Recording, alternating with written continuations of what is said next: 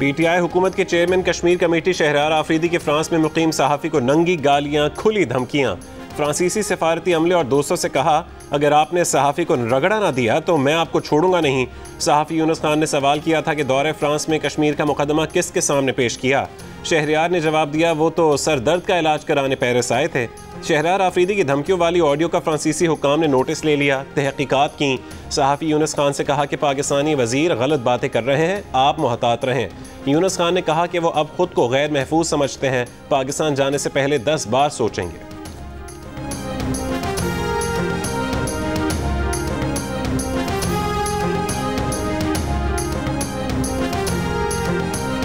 हमारे मिनिस्टर हैं और ये धमकियां देते हैं ये पाकिस्तान आएंगे तो हम इसको देख लेंगे। डर यही होता है कि अगर आप कभी पाकिस्तान जाना चाहे भी तो मैं बहुत एहतियात करूंगा और मैं 10 दफ़ा सोचूंगा, क्योंकि मैं अपने आप को वहाँ पर महफूज नहीं समझूंगा। दिन में 3 दफ़ा हमने कहा है कि नाश्ते के टाइम, खाने के टाइम, दोपहर के और रात के खाने के टाइम हम इस मरतबा हर रोज़ जो है वो दिन में 3 दफ़ा जो है वो गैस जो है उसकी सप्लाई को यकीनी बनाया जाएगा। अंडा फ्राई हो जाएगा ना जी इंशाल्लाह।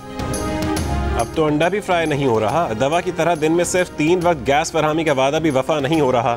कराची, लाहौर, रावलपिंडी, कोयटा, पेशावर, मुल्तान, फैसलाबाद और भावलपुर समेत कई शहरों में जनरल इंडस्ट्रीज की गैस बंदिश के बावजूद घरेलू सार्फिन को गैस नहीं मिल रही।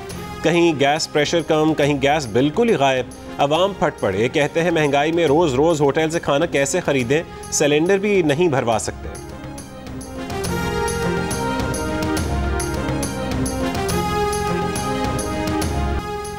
सस्ती गैस के आदि लोगों को अपनी आदतें बदलना होंगी। शहरों में सस्ती गैस दी जा रही है और इसका बोझ बाकी 78% आबादी उठा रही है। कुदरती गैस हर साल 9% कम हो रही है। चंद साल में गैस नहीं रहेगी। वफाकी वजीर फवाद चौधरी की काबीना इजलास के बाद ब्रीफिंग। कहा, आलमी मंडी में तेल की कीमतें इतनी कम नहीं हुई कि यहाँ असरात आएँ। दुआ करें कि तेल की कीमतें मजीद कम हों।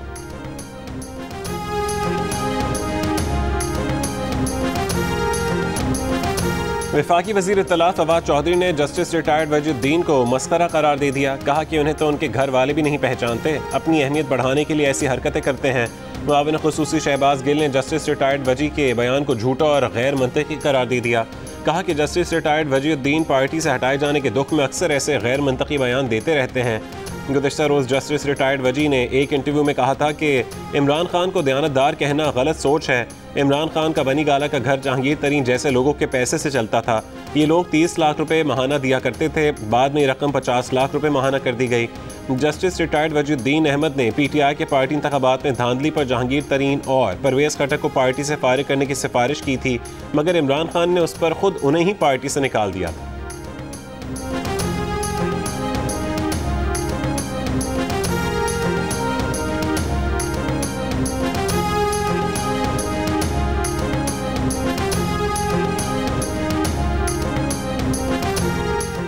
मुस्लिम लीग नून के रहनुमा शाहिद खाकान अब्बासी का कहना है कि जिस दिन हाथ उठ गया हुकूमत एक दिन नहीं ठहर सकेगी। हुकूमत बैसाखियों पर है, जिस दिन बैसाखियां हटेंगी उस दिन निज़ाम ठीक हो जाएगा। हुकूमत ने अवामी फलाह का एक काम नहीं किया। स्पीकर बल्दियाती इलेक्शन लड़ने वालों में पैसे तकसीम कर रहे हैं। चेयरमैन नैब और अदालतें बड़े बड़े स्कैंडल्स पर खामोश हैं। जो खुद काम नहीं करता दूसरों के काम का क्रेडिट लेता है। वो ज़रा कोई एक काम बताएं जो शुरू किया।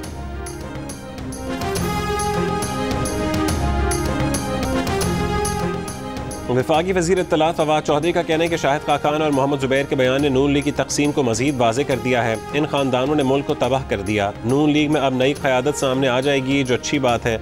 नून लीग के शाहिद खाकान ने कहा था कि मरीम नवाज़ इलेक्शन लड़ने की अहल नहीं, इसलिए वो वज़ारत उज़्मा की उम्मीदवार नहीं हो सकती। उस पर रद्द-ए-अमल में मरीम नवाज़ के तर्जुमान मोहम्मद ज़ुबैर का कहना था कि मरीम नवाज़ के खिलाफ केस इतना कमज़ोर है कि वो ख़त्म हो जाएगा और मरीम नवाज़ इलेक्शन लड़ने की अहल होंगी।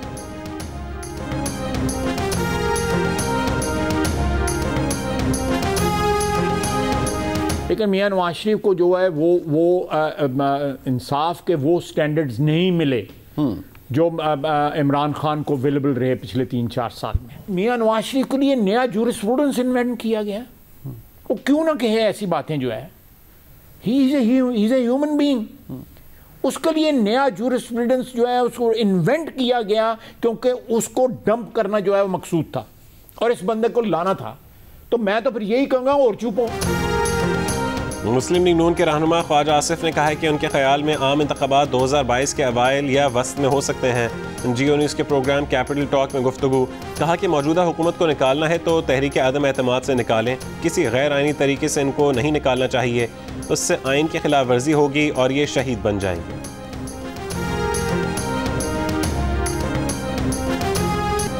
वफाकी वजीर अली अमीन गंडापुर ने एक बार फिर मौलाना फजल रहमान को निशाने पर रख लिया। डेरा इस्माइल खान में गुज़िश्ता शब कारकुनों से खिताब के दौरान कहा कि जब मौलाना फजल रहमान मरीम नवाज के साथ बैठे होते हैं तो खुशी से बाछें खिल रही होती हैं। जहां भी धरना देना हो मौलाना को माल दें, उनकी गाड़ी में डीजल डालें और कराची, इस्लामाबाद जहां भी धरना देना है वहां भेज दें।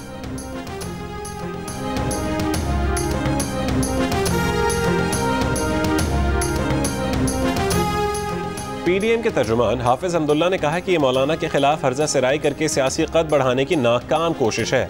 अली अमीन गंडापुर को सियासत की बजाय फिल्म इंडस्ट्री में सुल्तान राही का किरदार अदा करना चाहिए। अली अमीन गंडापुर आजकल इसलिए खुश हैं कि उनके लीडर ने भंग की काश्त शुरू कर दी है। भंग के बाद आपको ब्लैक लेबल शहद इस्तेमाल करने की जरूरत नहीं पड़ेगी।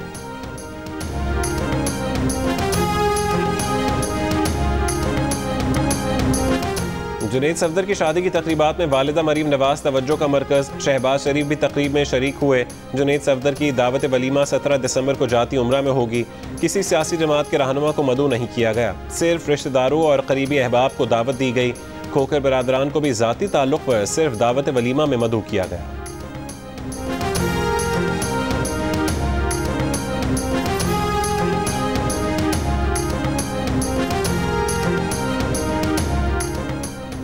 बेटी की शादी की तकरीब में मरीम नवाज की सच धज पर सोशल मीडिया पर गर्मा गर्म बहस। मुखालिफ कैंप्स के दरमियान अल्फाज की जंग। दुल्हन से ज्यादा तो सास की तैयारी के चर्चे हैं। सास ने बन संवर कर बहू के हिस्से की सारी तवज्जो अपनी जानिब मरकूज कर ली।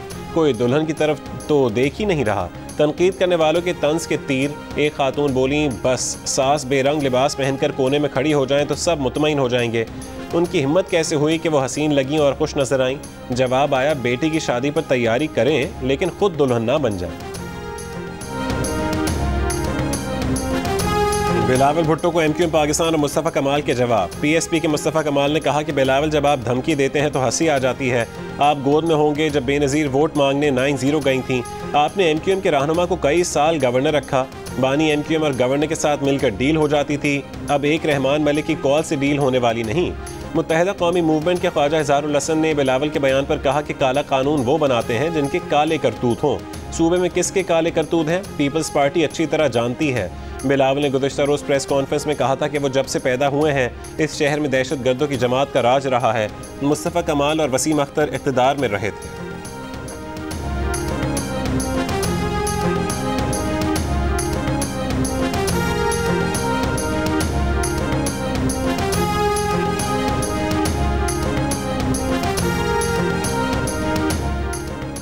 वफाकी काबीना के इजलास में वज़ीर आज़म की वफाकी वज़रा असद उमर और ज़ुबैदा जलाल को जल्द गवादर का दौरा करने की हिदायत।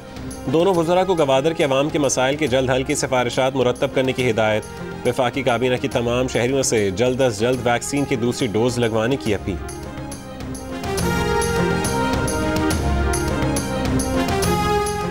सुप्रीम कोर्ट में बरतरफ जज शौकत अजीज सिद्दीकी केस में जस्टिस उमर अता बंदयाल ने रिमार्क्स दिए कि संगीन इल्ज़ामात लगाने के बजाय हक़ाइक़ पर मबनी दलाइल दें। सुप्रीम जुडिशल काउंसिल ने दो बार इल्ज़ामात साबित करने का मौका दिया। अदालत ने भी मौका दिया कि तकरीर में लगाए गए इल्ज़ामात को साबित करें। शौकत अजीज सिद्दीकी के वकील हामिद खान से कहा कि आप साबित कर दें कि शौकत अजीज सिद्दीकी ने तकरीर में जो कहा वो मिसकंडक्ट नहीं, तब बात बनेगी।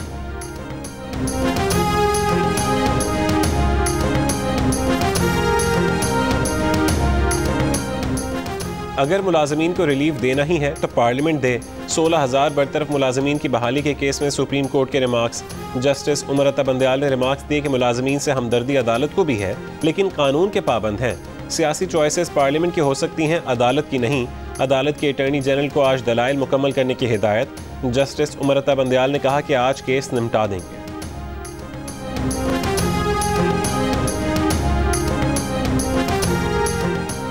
वफाकी दारुल हुकूमत में कैपिटल डेवलपमेंट अथॉरिटी की ज़ेर निगरानी इस्लामाबाद का तीसरा बड़ा अस्पताल CDA हॉस्पिटल, जहां गुज़श्ता 14 साल से ना नए डॉक्टर्स भर्ती हुए ना नर्सिंग स्टाफ। जो डॉक्टर्स और अमला था वो ज़्यादा रिटायर हो गए। मशीनें हैं मगर ऑपरेटर्स नहीं, ऑपरेशन थिएटर है, एनेस्थीसिया के लिए डॉक्टर्स नहीं, न ऑपरेशन का सामान है ना ही अमला। ICU, रिकवरी रूम और जनरल सर्जरी समेत कई अहम शोबे गैर फाल, जबकि वार्ड्स, कमरों और बुनियादी सहूलियात का बुरा हाल है। ऐसे में नए ब्लॉक की तामीर जोर और शोर से जारी है।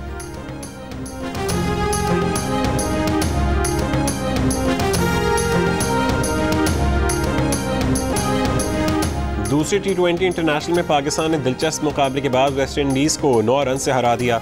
172 रन के जवाब में मेहमान टीम 163 रन बनाकर आउट हो गई।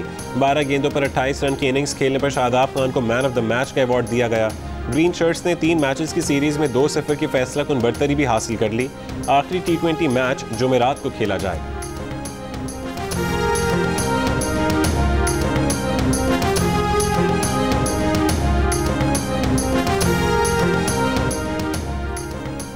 कराची में पुलिस मुकाबले के नाम पर मारे गए नौजवान नकीबुल्लाह महसूद के कत्ल केस में अहम पेशरफ्त। उस वक्त के SSP मलीर राव अनवार वाक़े के मकाम पर मौजूद थे। साबिक तफ्तीशी अफसर डॉक्टर रिजवान ने अदालत में बयान रिकॉर्ड करवा दिया। बतौर गवाह अदालत को अपने बयान में बताया कि राव अनवार रात 2:41 से सुबह 5:18 तक जाली पुलिस मुकाबले की जगह पर मौजूद थे। सब्जी मंडी थाने के चक्कर भी लगाते रहे। थाने में नकीबुल्लाह, हजरत अली और कासिम को अगवा करके रखा गया था। CDR और जियो फेंसिंग का रिकॉर्ड मौजूद है। आइंदा समाअत पर मुल्ज़िमान के वकला गवाह डॉक्टर रिजवान के बयान पर जिरह करेंगे। मजीद समाअत 3 जनवरी तक मुलतवी।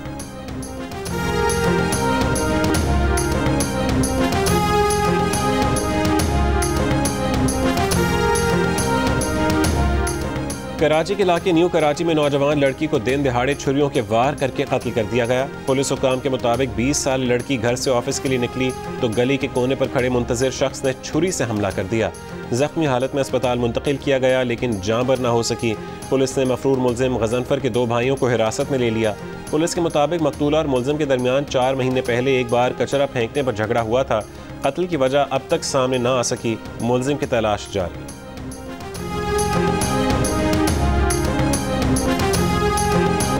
पंजाब काबीना ने यूनिवर्सल हेल्थ इंश्योरेंस प्रोग्राम पर अमल दरामद समेत मुतादिद तरमीम की मंजूरी दे दी। सरमायाकारी और नई सनतों के NOCs का इजरा zero time to startup policy के तहत होगा। पंजाब में रजिस्टर्ड गाड़ियों का टोकन टैक्स पंजाब के अंदर ही अदा करना होगा। वज़ीर आला उस्मान बुज़दार का कहना है कि यूनिवर्सल हेल्थ इंश्योरेंस प्रोग्राम हुकूमत का तारीख साज इक़दाम है।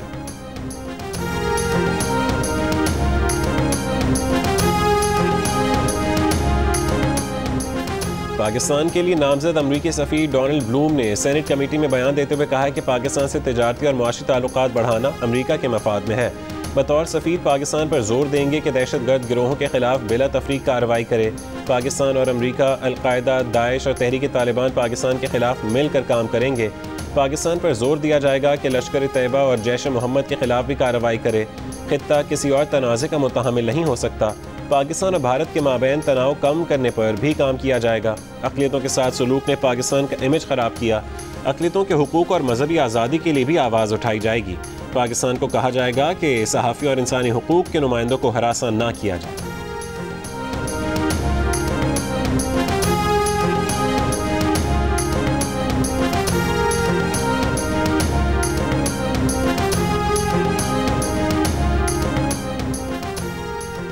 स्टेट बैंक ने शरह सूद में 1% इजाफा कर दिया। शरह सूद 8.75% से बढ़कर 9.75% हो गई।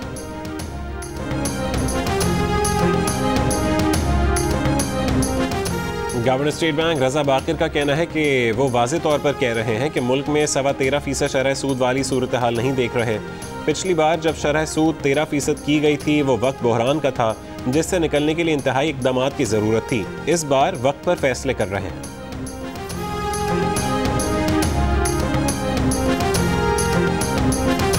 आज़ाद कश्मीर में बारिश और पहाड़ों पर बर्फबारी। सर्दी में मजीद इजाफा हो गया। मरी के बालाई इलाकों में भी मौसम की पहली बर्फबारी के बाद सर्दी बढ़ गई। कोयटा में शदीद सर्दी से सड़कों पर पानी जम गया। कराची में आज से सर्दी में इजाफे का इम्कान। कराची में रात के वक्त दर्जा हरारत 10 से 11 डिग्री सेंटीग्रेड रहने की पेशगोई। 24 घंटों के दौरान कम से कम दर्जा हरारत ज़ियारत में -10 डिग्री, लेह में -8, गोपेस -7, कल्लात स्कर्दू -6, गिलगित में -3, कोयटा में -2, इस्लामाबाद में 2, पेशावर में 1, लाहौर में 6 और कराची में कम से कम दर्जा हरारत 13 डिग्री सेंटीग्रेड रिकॉर्ड किया गया।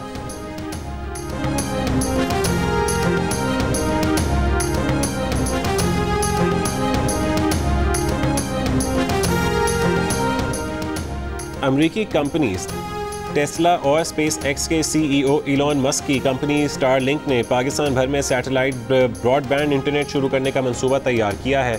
स्टारलिंक के वफ्द ने वज़ीर इंफॉर्मेशन टेक्नोलॉजी अमीनुल हक से मुलाकात की।